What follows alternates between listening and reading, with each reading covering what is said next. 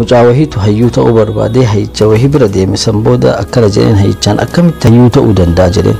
simple jedheen wayita namni tokko waasi godhe gadoo hin baafatin yaani obsa guddatu jedheen namni obsa guddatu hayyuudha jedheen san booda mucaan hayyicha kana fattanuu barbaad kaballaa takkaa fi itti tufe san booda jedhan hayyichi qabee tumee hagammaa tumaa jira lafa kanaan xaragee wanni hin godhin hin jiru san booda ol ka'ee mucaan jechu haga tumamee san booda ol jedhe akka wallaahi jalqabuma akka kijibaa taateen beekaate hayyuu maali jedheen duraaniyyuun beeqaqaan akka uumatti namni hayyuu siin jedhu iyyuu na ajaa'ibsiisa jedhe kanaafuu yani amma yeroo ammaa hayyuu yani ta'uudhaaf hin deemin jiruunu hayyuu si gooti bar yani rakkoo fi cinqaa keessa dabruun keen oolu waan ta'eef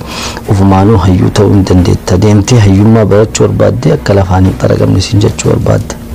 hayyuu ta'uu barbaadde takkatu jaarsa ofiitiin akkana jetteen abbaa baluu bar ani wanni an sodaadhu waanuma takka qofa jetteen maal sodaatta lubbuutii maaluma sodaatta waanuma sodaattu qofa natti himi jedheen san booda akkana jetteen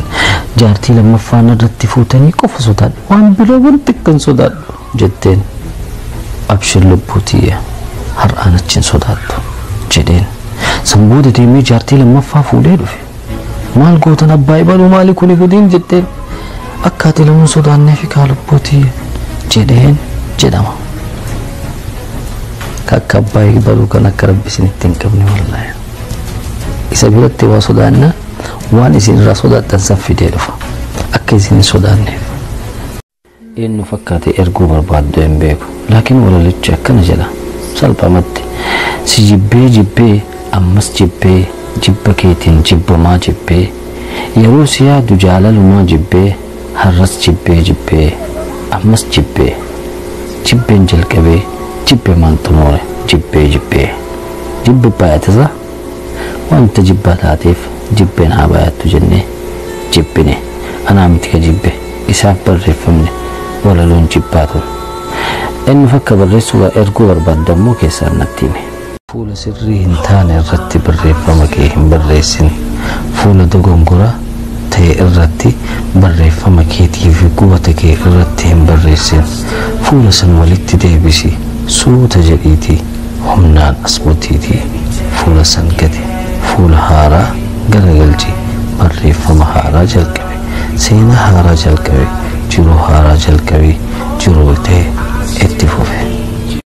mucaawahiitu hayyuu ta'uu barbaadee hayyicha wahii bira deeme san booda akkana jedheen hayyichaan akkamitti hayyuu ta'uu danda'a jedheen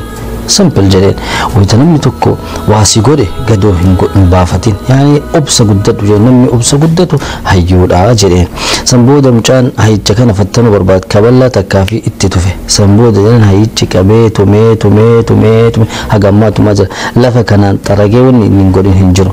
san booda ol ka'ee mucaan jechu haga tumamee san booda ol jedhe akka wallaahi jalqabuma akka kijibaa taateen beekaate hayyuu maali jedheen duraaniyyuun beeqaqaan akka uumatti namni hayyuu siin jedhu iyyuu na ajaa'ibsiisa jedhe kanaafuu ani amma yeroo ammaa hayyuu yani ta'uudhaaf hin deemin jiruunu hayyuu si gooti bar yani rakkoo fi cinqaa keessa dabruun keen oolu waan ta'eef ufumaanuu hayyuu ta'uu hin dandeetta deemtee hayyummaa barachuu barbaadde akka lafaan hin xaragamne siin jechuu barbaadde hayyuu ta'uu barbaadde gariin kolfee dagata gariin ammoo boo'ee dagata gariin ammoo callisee dagata gariin ammoo rafee dagata ana faranuu godhee dagachuu dadhabe